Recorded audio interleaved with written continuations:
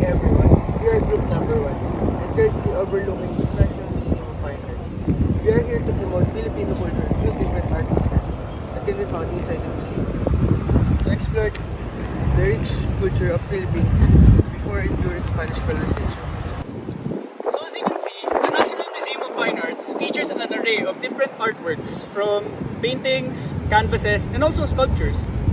You can say that the museum features Filipino history and Filipino culture.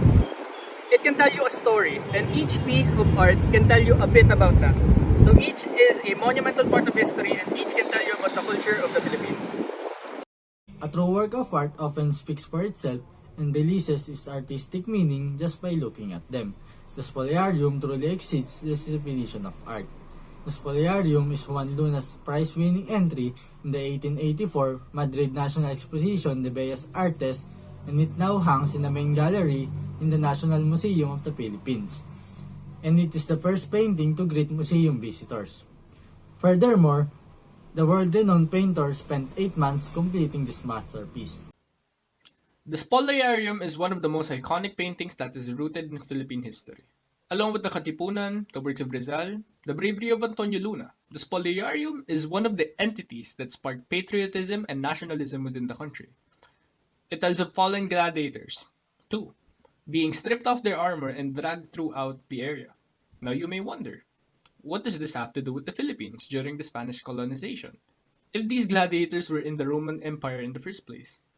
More so, what does this have to do with our culture? Well, I'd say that this painting is tantamount to an allegory to the state of the Philippines at that time. Even until now, we can relate it to our moral, social, and political state. It should also be emphasized that Juan Luna created the piece in Madrid, Spain. It is one of the world's first tastes into Filipino culture and talent. The Spoliarium gave the Philippines a reason to fight, and it reminded the country that they should not be treated with cruelty. Now, how can we see the Spoliarium as a piece of our culture? How can we enrich the culture using the Spoliarium? It was one of the works that sparked the fight in us Filipinos. It helped us remember that the forgiving that we do every time we keep forgiving and forgiving and forgiving, especially during the Spanish colonization. It can be bad. It can cause the country's wounds. A more recent example of this would be the martial law. During that time, you would see many articles about people's rights being stripped away, and also the regime of the then President Ferdinand Marcos lasting for 21 years. That's a very long time when you compare to the other presidents that would last 6 or more years. It is an essential tool of awareness to the whole country that helped us strengthen ourselves in the midst of being taken advantage of. The historic Old Senate Session Hall, considered the core of then legislative building, now the National Museum of Fine Arts, was home to the members of Philippine Senate from 1926 to 1996.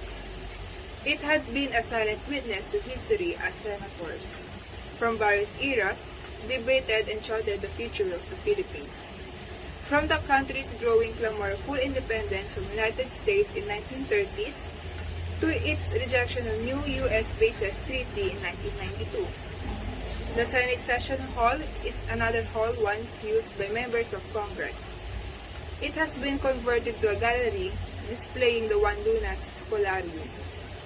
The Old Senate Session Hall was designed by American architect Rob Harrington Duane, part of the team of architect urban planner Daniel Burnham, and a consultant of Bureau of Public Works as a high-ceiling reading room.